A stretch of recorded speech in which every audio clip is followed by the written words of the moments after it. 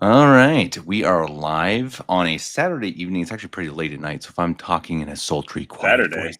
it's because it's did I say Saturday?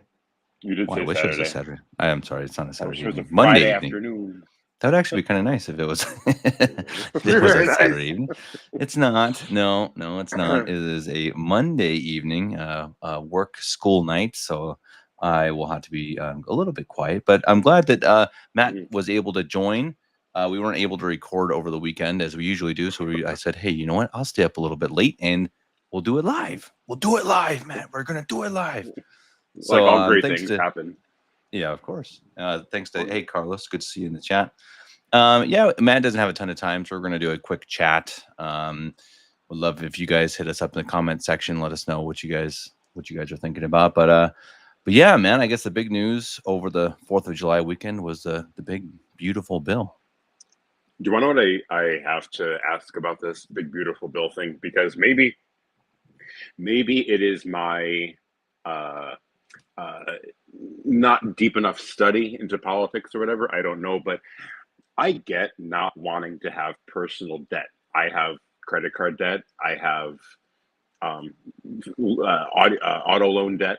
You know, you fall into debt when you buy big things and you want to pay those off. But Right.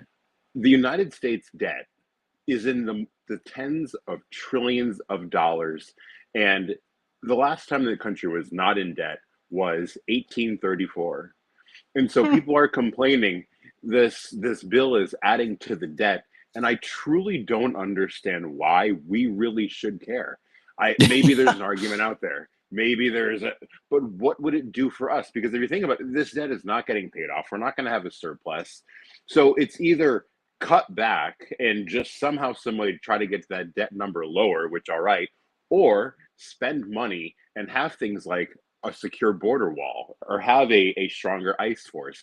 I don't see why the debt ceiling and the amount of money we found into debt is truly a big enough deal. I know that there are a lot of conservative Republicans in the both chambers of Congress who argue about that, but I don't see it being a bad thing. And if you think about it too, all good things in life, for the most part, require you to fall into debt. So I don't know. Yeah, and eventually, as you say, I mean, you reach a certain point where it's like, do we care anymore? I don't I mean, care. yeah, I mean, and eventually, that you're gonna probably have just a collapse of the entire system, and the dollar will be worth nothing, and you'll just say, okay, all debts are called off, pretty much, and you'll just go back to zero, and kind of start from something else. I don't know if that's back to the gold standard or if it's Bitcoin or whatever, and that's likely eventually going to happen. I don't know when. I mean, I think that's an interesting question of when is the whole house of cards actually going to fall. But I agree with you that I don't think this is that card that is going to make the house fall. No. And if you think about it too, this is a massive, I don't think anybody can deny this. This was a massive win for Donald Trump. He left the Oval Office in 2021, 2020, where everything was against him, right? He was impeached twice, very poor poll numbers. Everything was against Donald Trump. He had a absolutely stunning comeback in the primaries of other than Nikki Haley maybe taking one state, I believe, if it might have been, or a territory or Maybe. something like that. Yeah. He bulldozed through that. He faced Kamala Harris. He won all 7 swing states. He got his bill that he'd been championing for the entire time of his campaign of deportations, of the wall, of spending to increase police and ICE force, all of these things that he promised, tax on tips. These are all the talking points that you heard him say and put out throughout his campaign. He put into this one big, beautiful bill, so called, and he got it in. He had the votes that people said he couldn't get, and he got him. He got him locked up, and the bill was put on his desk almost prophetically. I'd hate to say that on July 4th. What a strange thing.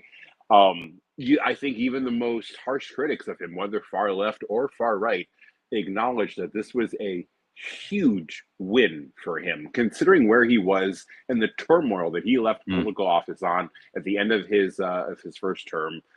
He was exiled. People waved goodbye, and that was the end of Donald Trump. He was going to, fade away into the sunset.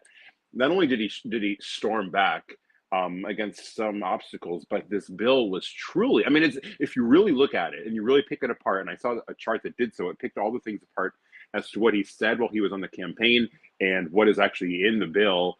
And he got it all, and it passed both, and he signed it. I mean, huge political win, massive, absolutely And massive. some good stuff. I mean, obviously, I saw like Planned Parenthood got defunded by billions of dollars, which is also really cool. I mean, that's a big win.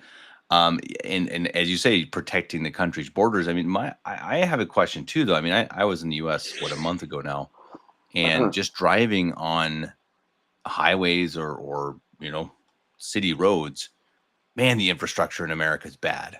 Like real bad. I Oh mean, sure, and oh I think sure, yeah. and that's in Omaha and Denver. So I can only imagine, let's say down south, where you start to get into really poor country, it's going to be pretty rough. And that makes me really wonder, okay, when is that bill coming? When is the infrastructure bill? And that's going to be trillions. And I mean, I think the good thing about that is you can, hopefully help boost the economy with jobs and whatnot. But that's just one of those interesting things that's kind of one step at a time. And Trump clearly thought the biggest threat to America right now is the immigration issue, the illegal immigrants. Mhm. It is, and I think he knows he won on it. And you remember all the signs that were out on the campaign trail, mass deportations. Now there was a big, very big movement in his campaign, and continually, not only at that time, but throughout his first few months in office, a majority of Americans, poll after poll after poll, want all illegals shipped out. It rates very, very well, and I think it was a winning issue for him. And I actually think that it was to the point where it might have put him over the top over Kamala Harris. I know there's a lot of issues that people debate and people discuss. I think that immigration issue, because of the poll numbers that have come out on it time after time again, from any party, from anybody, it was a very big winning issue. And I think they saw the Democrats as losers on that point. Kamala Harris failed. Remember, she said she's never even been to the border. She said, "I never been to Europe either." Her sarcastic answer. And Joe Biden was absolutely a failure on the border. People made that a very, very, very big issue of the campaign. Trump campaigned on it, and I think personally that was his big win.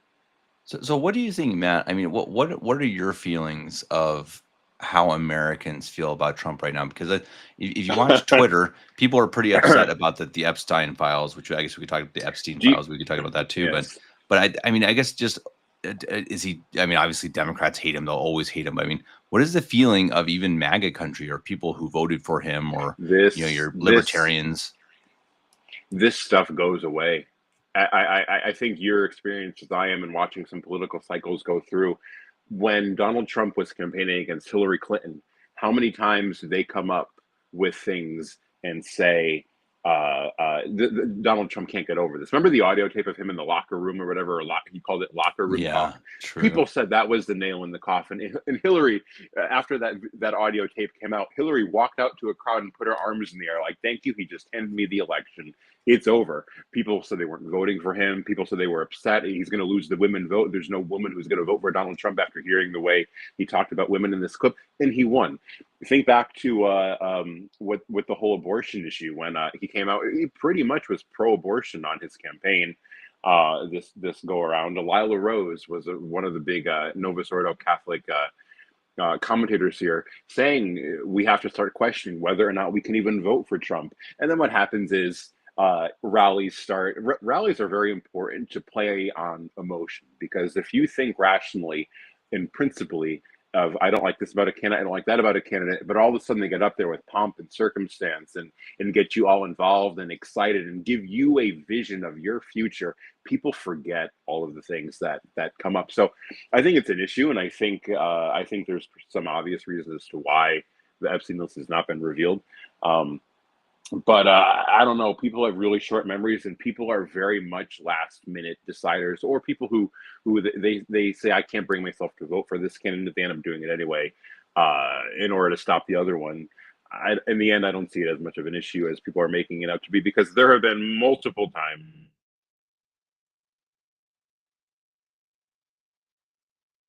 Did we lose you, Matt? Ever happened. We've continued to Oh, you're back. Oh, you're Yeah. back. Yeah. Oh, now I have an echo. Weird. What happened? Oop, did I lose you? No, you hear me? Yep, hang on. Oh, weird. I think something changed on your side. Something connect. Hang on. I hear you. It My actually my sounded better headphones. even, but I had a did No, my something headphones stopped. die on you. See what happens when you do this live? So what do you think then, Matt? What do you think? Once you start heading in towards the midterms, which are going to be really important, obviously, with such a small lead, in both the House and the Senate. What do you think Trump needs to do? Do you think he just needs to continue to boost the economy through, what he's trying to do through trade, trying to, keep cutting down on immigration? Do you think if he does those two things, he doesn't really have to, do much more? Can you repeat the last part? It got connected again. If he keeps the economy rolling, through trade and whatnot, if he defends the borders and keeps getting out illegals, do you think that's all he really needs to do to help win the midterms? Yeah. Yes. You know how every election cycle there's a big issue. There seems to be whether it's a social issue, um, a economic issue. It tends to be the talking point of the campaign. I think that, just as I've said before, I think the main point of this campaign was illegal immigration. He won on the wall in 2016. I went to a rally. Build that wall was a massive chant. People wanted that top issue. And I think, again, he won on mass deportations. If he can deliver that and campaign on that and use his big, beautiful bill to cite, we are giving you what you want. We're making your country safe again. That's what people want, and that's what's going to win. People don't care as much as the issues that I think they need. I don't think things like abortion or gay marriage are really on people's minds. I don't think it's that big of a deal for a majority of voters. They want to know, is my country safe to live in? Do I have can I make enough money? And I think the Republicans typically do better in that area. I think anytime a Democrat has had success, it's been more so for those woke-ish type of issues. I think the Republicans are going to do pretty well because, honestly, Trump has been a champion for them in a lot of ways. Never perfect, and it's never just this. Obama had his roadblocks and his craters too. But I think because of a strong first few 2 years of Trump's administration, I think the Democrats will do, or the Republicans will do pretty well. I don't see a swing over. This may be a silly question, but why do you think illegal immigration is the big topic? Do you think people in America do they feel threatened? Do they literally think that it's not safe, or do they think it's an economic issue? Or are they racist? Are you racist? All three. I think the first thing is your first point. I think they understand that they're taking our jobs because think about when you pay people not to work, so people who are lazy and they're on Medicare or on Medicaid, and not because they don't need it, but because they're truly unwilling to get up and do anything. Their circumstances in life allow them to work. They're choosing not to, which is a different situation from people who actually have a valid reason for needing things like that. You're paying people not to work, so they're going to go to the jobs that people who will work, which are illegal immigrants. And if you fix that a little bit, I think you're going to have a little bit different of a landscape. So I think people are concerned about, one, their safety, because again, correlate that population with the percentage of crimes and all that, the numbers line up. So they're worried about that. They are worried about their manufacturing jobs. They are worried about blue collar jobs and white collar jobs, mostly blue collar jobs. And I think that is a major issue for a lot of people. But what can you do for me and my family and my future children to make this country safe? And that's a winning issue. And I think the Republicans, we've talked about this before, the Republicans lose every time the issues of abortion and gay marriage are discussed, talked about, or brought up in this campaign. People don't care. Those are winning talking points for Trump on immigration, deportation. That will be their winning issue, because, like I said, people are looking for jobs and looking for security. Mass deportations gets gets you a lot of that, and people don't feel they don't there's a sense of security and a sense of belonging to a nation when your borders are secure. And I think people were totally thrown off by the amount of people that Biden just illegally entered this country. You know the stories of people like Lake and Riley. They're murdered by people who should not even be here. That's unsettling for a lot of people, and I think it's a huge issue, and it made me want to bring up this too really quick because that Elon Musk started this America Party, which is kind of interesting. It's a Kind of very silly. Yeah. liberal, economically conservative, but socially a liberal party. How is it different from the Libertarian Party?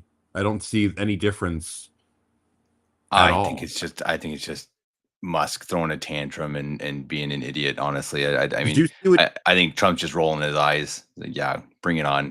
Whatever, bro. he can be? He can be a child at times. He Yeah. tweeted last night. Somebody brought up a point to him about Truth Social, Trump's social media network. Elon Musk said, "What is Truth Social?"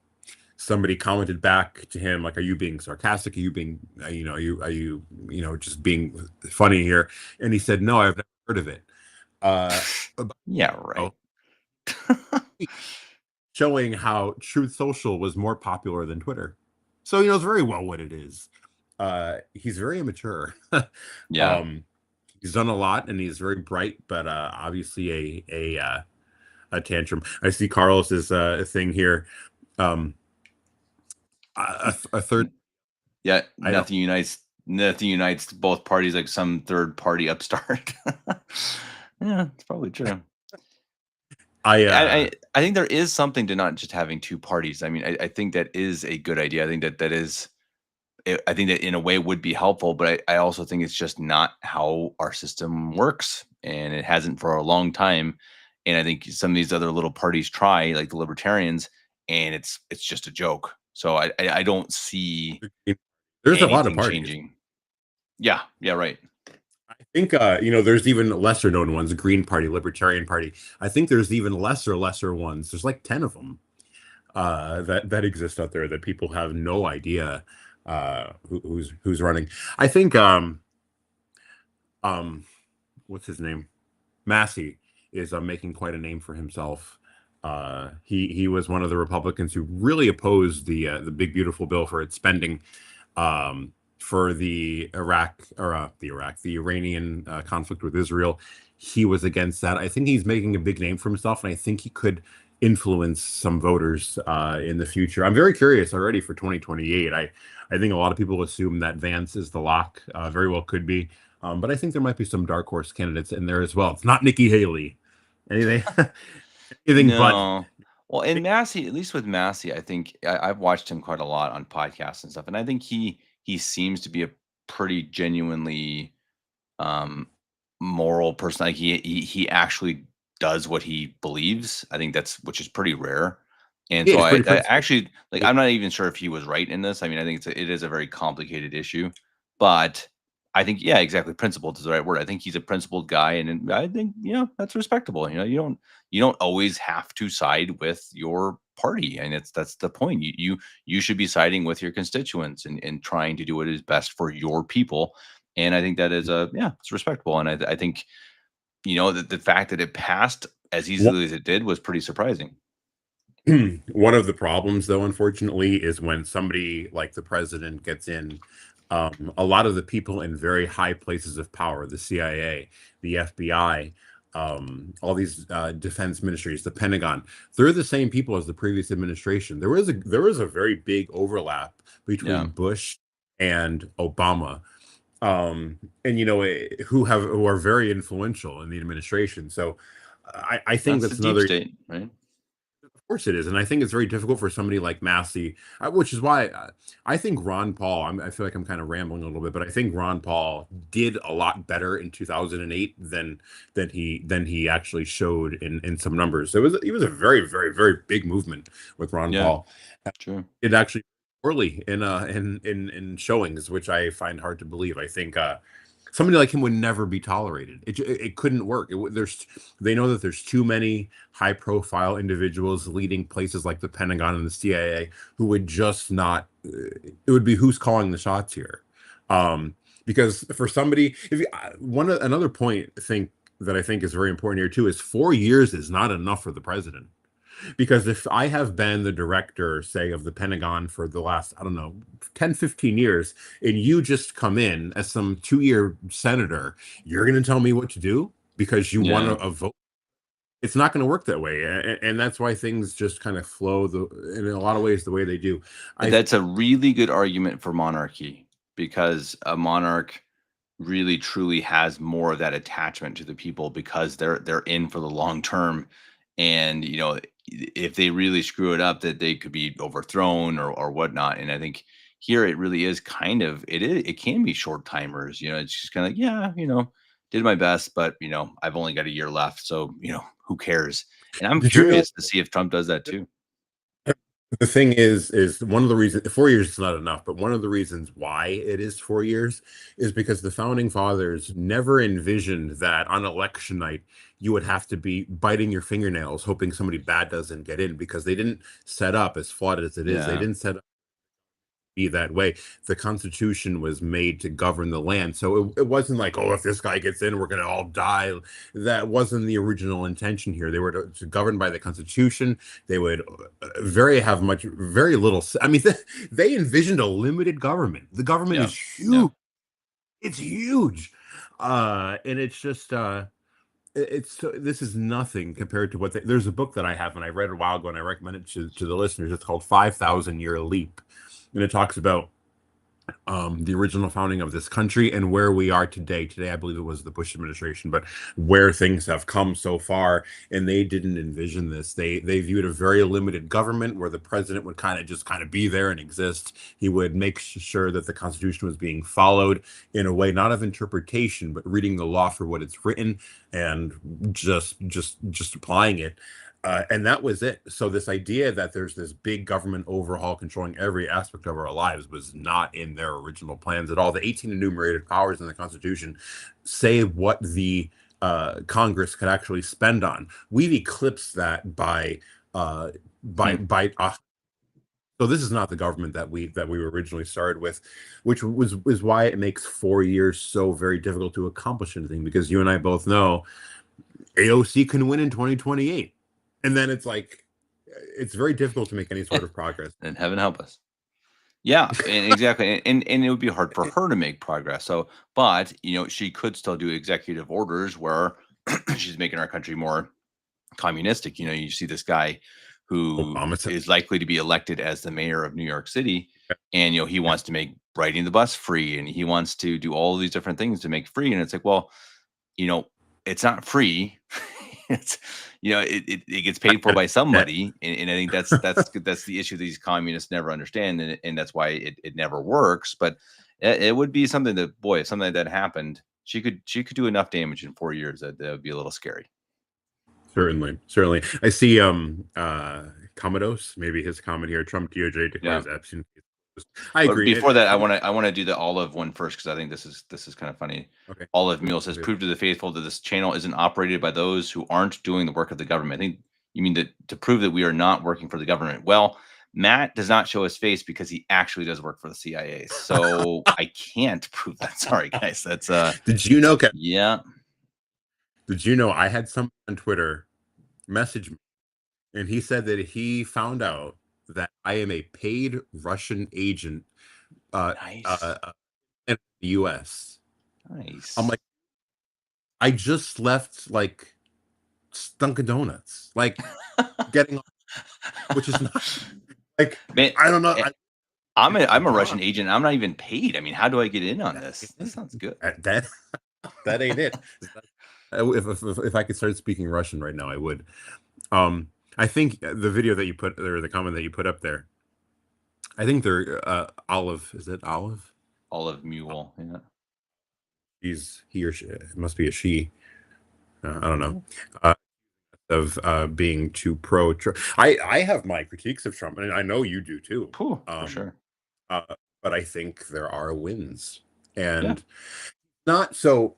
Somebody pointed this out because this is a big critique of his. Somebody pointed out that he is not the type of intelligence where he's going to stand up at a podium and give a very in-depth um, record of, say, American history, like how Putin did with Tucker Carlson, where he gave an hour-long assessment of Russian history. Donald Trump, excuse me, cannot do that. He does not have the intelligence to do that. But I think he is very good.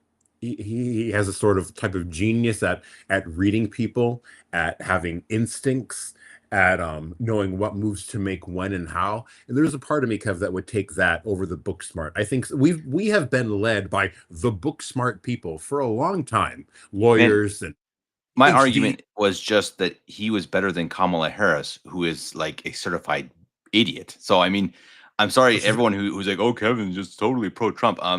That was my argument. So I will not retract that. I'm just not. Sorry, guys. He's better than Kamala Harris. Can you imagine Kamala Harris having to deal with war with Iran and Israel? I mean, come on. Let's be serious here. So, yeah, I mean, I think Trump makes a lot of mistakes, and we can move on in that that that topic. This is from Communist Trump. DOJ declares Epstein case closed. No list, no video is complete. 180. The blackmail system moves forward till it fails. Then Palantir installs a technocracy with some goon manager as president next.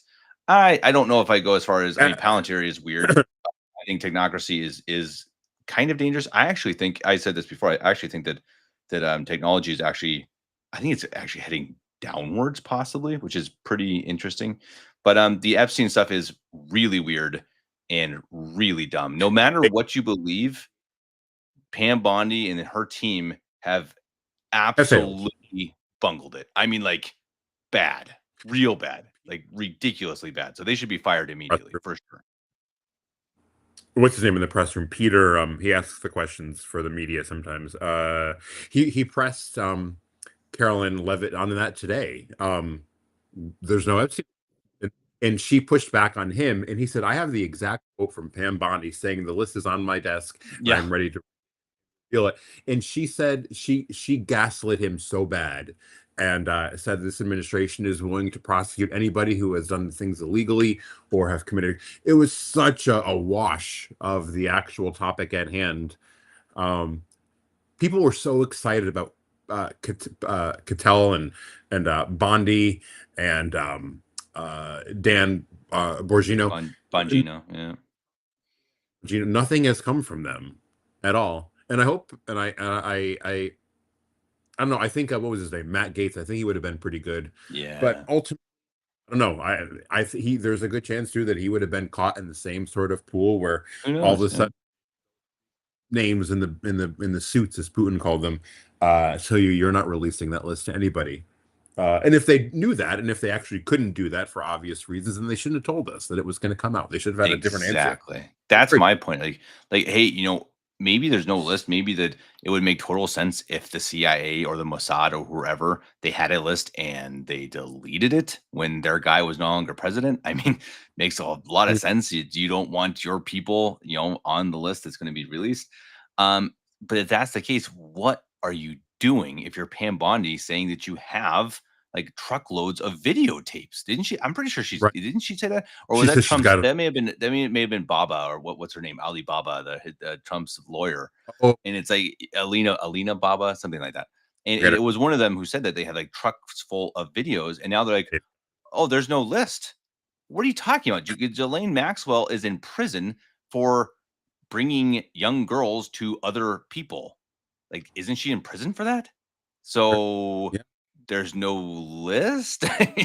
It's just a straight out lie. It's ridiculous. It's absurd. So I mean, I'm with you there, communists. I know communists, we don't usually agree, but I'm with you there. That's a very strange bungle of the entire thing.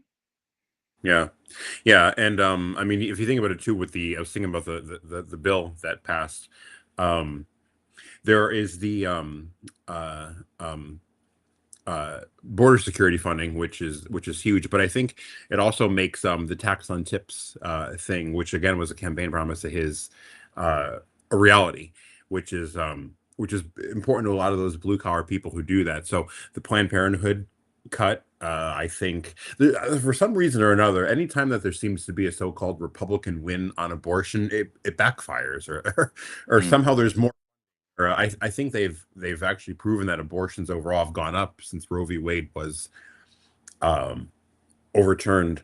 With the defunding of Planned Parenthood, I don't know. I feel like there's probably something sneaky in there to work it around. There seems to be never true victories like that in that area. I don't know. I guess we'll have to wait and see. Yeah, I mean, I mean, what was a true victory? And I mean, this kind of bothers me with the black pillars on Twitter. It's like, well, it wasn't federally banned. It's like, yeah, we know, and yes, we would have been with you in saying that was the right thing. We all agree on this. We want every single abortion to be criminal. It's murder. So we're with you guys. We're totally with you. But right now, it's just not realistically going to happen. So any win that we get, shutting down Planned Parenthoods, I will absolutely take it. And it's just a bizarre thing. You can't just be like, yep, that's good. Just say it. Just, yep, that's a good thing. This is a good thing. Yeah. Right, Is it the best thing? right. No. It is not good that it is not federally illegal. It is murder. We all agree on this. But again, I would rather this than whatever Kamala Harris would have done, guys. I mean, Kamala Harris probably would have had transgenders and stuff and gay people, running around the Oval That, Office. I mean, that's come on. it's points like that where I think people should care who wins an election, because there are a lot of people who say it doesn't matter. Maybe we would have been better off if Kamala just won. Huh. There are degrees there. I think there's an executive order that defines two genders now in this country on government paperwork. That's something. That's something. Well, You yeah, know. and it changes the culture. I mean, look at the Olympic Committee just took away the Olympic medal from the dude who beat up a girl in the Yes. boxing ring. What? And Yeah. these types of things are they do put pressure. And I'd say that the swimmer dude who pretended to be a girl also is being stripped of his titles and whatnot. And so these types of things do matter. They do change the culture, and again, that is a win. Is everything again? We just talked about Epstein files. That is a terrible loss. It's stupid, ridiculously stupid how they've handled it. But it's not all been a loss. The big beautiful bill. Yeah, are we in debt more? Yes. And I actually wanted to Mhm. bring that back real quick. Dad brought that up Yeah. Yeah. I somewhere saw back. that. 'Cause I think it was a good point. The only way to defeat the Fed is to spend it into oblivion, take the dollar's value to zero, and then remove the Fed and create a new system not based in fiat currencies created by global bankers. And I mean, Maybe. if that's what Trump's trying to do, I don't. Dad is much more optimistic about that. I don't think that's what he's trying to do. I think Trump is kind of having short timers where he's trying to get his image as the guy who cleaned up America, but certainly didn't help the debt. But eventually, that's what's going to happen. Eventually, the system is going to break, and it will be replaced by, I don't know, again, maybe Bitcoin or something. Who knows? Break so bad that we have to return to things like, I'll give you two donkeys and two calves for Dude, that would be so cool. I mean, the barter system is truly the best. I mean, I think we should do more of that. Say, hey, I will come over and mow your lawn if you bake me a cake, or whatever. I mean, I think that is a cool way. And you goes, I will milk your cows for a gallon of milk. We've been reading the Little House on the Prairie books, and that's what they Oh, would do. You're like, hey, you come over and help me build a house, and then I'll come over next month and help you build yours. And it just makes a mm, lot of sense. You're giving labor for labor, and mhm. I think there's a lot of sense. They trade a chicken for a half dying goat, and it's that's pretty cool. I'm game for that. Give you a pound of sugar. Yeah, exactly.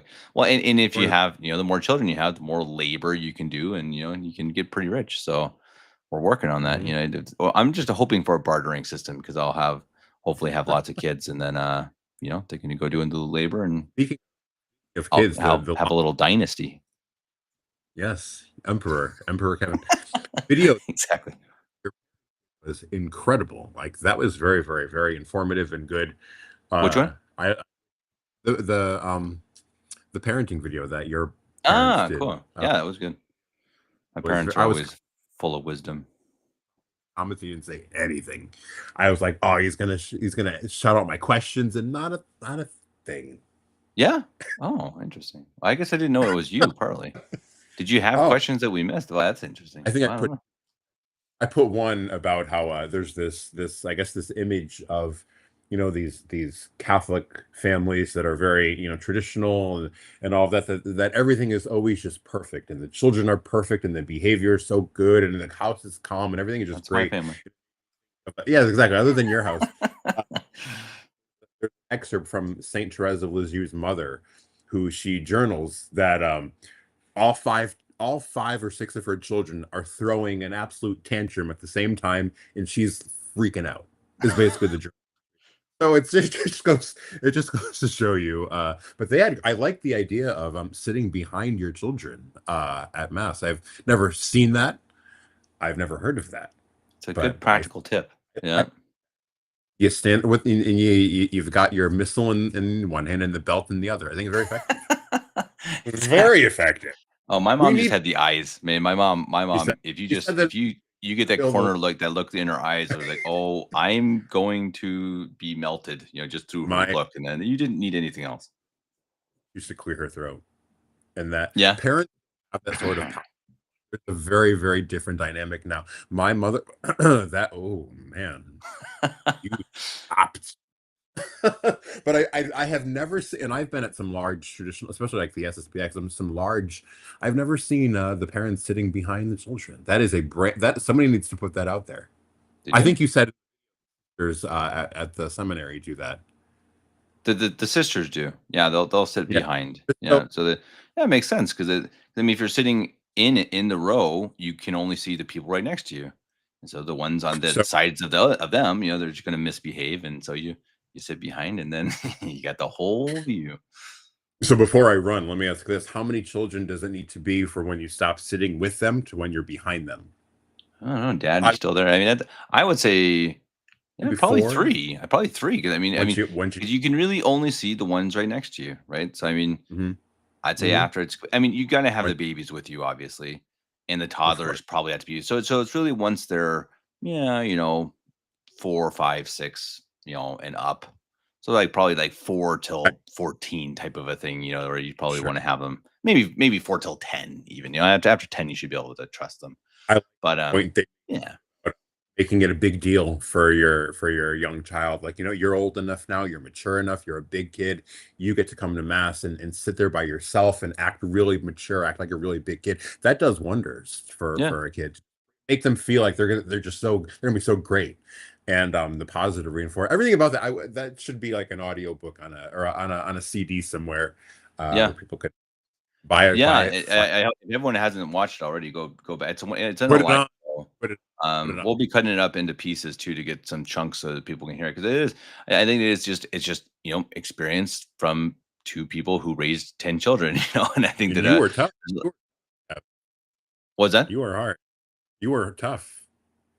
They You had know, they had to to deal with be to you. be honest, I joke about it, but I was actually one of the easier ones. My biggest thing when I was probably around 10 or 11, I was really sneaky and I would like steal stuff. I would like steal chocolate Oh, bars so that and that was and my them biggest thing. I wasn't a big fighter. I was always obedient. I was lazy. Once I got to be like 13 or 14, I tried to avoid anything but just sitting in my bed and reading or sleeping. So yeah, my parents yeah, sent me away pretty much. They pretty much okay, hey, you need to go to boarding school. And it was the best thing that ever happened to me because I had to get sure. because my mom just didn't have the time to watch over everything I was doing with, what at the time was what I think 7 younger children than me. So, She had to homeschool. so And so I was like, okay. you're the reason why they have to start sitting behind the kids. It was you. Probably. This Well, isn't I'm the working. second though, so actually Move it probably would have been spots. the next one. It probably would have been True. John, who is now Father Philip. Got it. So he would have been the third. So he would have gone, one You too far okay? that they could reach easily. Though my mom does have, also has the mom reach, the mom rubber arms, where it's like, how does Yes. that possible? How did you reach in the back seat and smack the kid on the head? I don't even know. I don't know how it's physically possible, but moms can do it. Moms can do it. No, I think my wife is the nicer one. I'm the one more with the nasty look. Like I've got to Mm. I give it to him pretty good, and They're not as Sure. scared of me as I'd like, so I got to kind of work on that. I think I have to do some more looking in the mirror. It's like, working on my Do the scary faces. dad look. Yeah, exactly. My wife comes in and is like, honey, you okay? Don't ask. I'm working on my scary face. All right, Kevin. It's been That's been fun. Sweet, man. We appreciate it. We'll have to do it live again sometime. It's fun. I like to see the Yeah. comments. Yeah, we like the comments. Hi, Connor. Yeah, maybe I'll stick around here for a minute. I'll see maybe if Dad wants to hop on for a minute. We'll talk a little bit about the big beautiful bill. Matt, All I'll right. see you next week. Bye, guys. God bless you. Well, folks, it's been a while since I've done a solo show. Dad, I don't know if you're still on. If you are, let me know and maybe you can hop on for a minute. It's pretty late here. It's almost midnight. Hopefully I'm not keeping people awake. If I am, usually Ina will come in and knock on the door and say, hey, you're keeping people awake. But there's a lot going on. Actually, we didn't even get to the topic we wanted to. Originally wanted to talk about a tweet that I saw about the 10 most impactful events in the last 100 years in America. And it's pretty interesting, a really, really thought-provoking thing. And maybe we'll cover that next week, because this week we just had a lot going on with the beautiful bill and Epstein and all that stuff. Very happy, joyful stuff. But I think that would actually be fun next week, because I started looking through the list, and it's pretty interesting for anyone who would also like to do that kind of a thought experiment. Here, let's see if I can share the link. You guys can look at it and then watch the show next. Tell us what your top 10 events would be. Like here, he has World War II and Vietnam. He has Jackie Robinson. He has a couple kind of strange ones, in my opinion. MLK assassination, I don't think I'd have on there. And just saying World War II, I think, is a little generic. I mean, I think, you could say going into World War II, but I also think, dropping the atomic bombs. I say that all the time. I think that's one of the most damaging things in the history of man. It's certainly in the history of America. So I think that would be certainly on my list. I think even separate from just World War II. Maybe you could say Pearl Harbor and then dropping the atomic bombs on Hiroshima and Nagasaki. But we'll talk about that next week. I'm really curious to see what Matt thinks about that. But I just shared that link in the comment section. I guess if I don't have the live, if you go to Twitter, Miles Commodore, I don't know who the guy is. I just saw it on Twitter. Miles Commodore. You should be able to find that tweet. The 10 biggest stories in America in the last 100 years, according to this guy. Pretty interesting. Come up with your own list. You don't even need to see this guy's list. I'd be curious to see what everyone's top 10 are. It looks like Dad must not be here. He's not responding. So I guess I'm just going to sign off, unless anyone else has anything else to comment on. Let me look through the comments real quick. I think we covered them all. Rainbow Kramer says hi. Hi, Rainbow. Is your name actually Rainbow? C&K's woodworking. That's cool. You do woodworking for a business? I always like promoting Catholic businesses. I had a guy reach out today asking about possibly promoting a Catholic book, which is pretty cool. Hopefully we'll be able to do that sometime here fairly soon. Connor says, unrelated to this show, but I've been wondering, do you know if Mandy and Holly are coming back anytime soon? I really like their podcast on returning to Catholic roots. Possibly. I think, it was one of those things, we had some political disagreements, but they just, it takes a lot of work, honestly. I mean, like, I would love to have them back. I love Mandy and Holly. I loved that they were so reliable and had such a good show and such a good relationship with the two of them. I'd love to have them back on. They're always welcome to come back and do a show. It just, boy, life gets hard, doing these shows. I do it the way I do it, pretty unscripted, unedited, because I just simply don't have time. Other people don't feel as comfortable with that, so they have to do more editing, and it just takes more time. So it just takes a lot of time out of your day.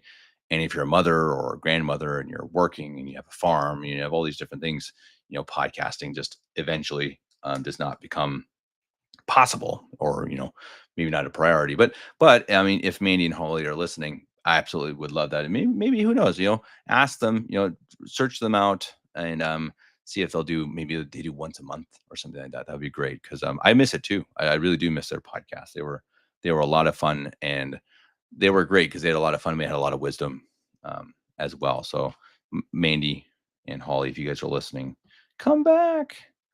Otherwise, Dad's not here, so I'm gonna head out. Everybody, thank you all for being here. We had a pretty good show up. We appreciate it. It always is fun when we have people in the comment section.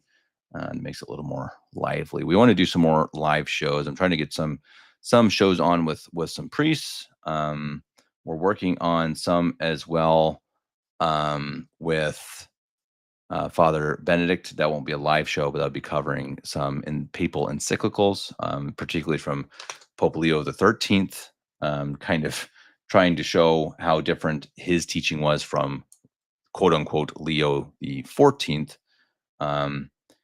And I'm trying to think what else. Sorry, I just got distracted by Sean. Hi, Sean. Real insightful. Thanks for that, Sean. It was good seeing you in Colorado, by the way. I think I said that last time you commented, but it's always good to see you. Always good to see the Sullivans. Connor, sorry you joined. Yeah, you should be sorry, Connor. You should be sorry.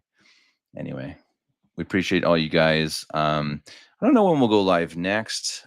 We will probably do another one with my parents about child raising, but yeah, I'd say probably in the next couple weeks. I would like to get on other parents, especially parents who've raised many children, parents who've raised religious. So, parents of priests and nuns. I think especially I appreciate, them and what they've gone through, and would love to pick their brains, because I have 3 children as well. And I would love to raise a couple religious, and at the very least, they don't have to be nuns and priests, but at least good Catholic people who go on to raise the next generation. So we do want to find more wise Catholic parents. So if you know any who might be willing and ready to come on a podcast and give us their advice and tips of rearing children, that would be great. Let me know.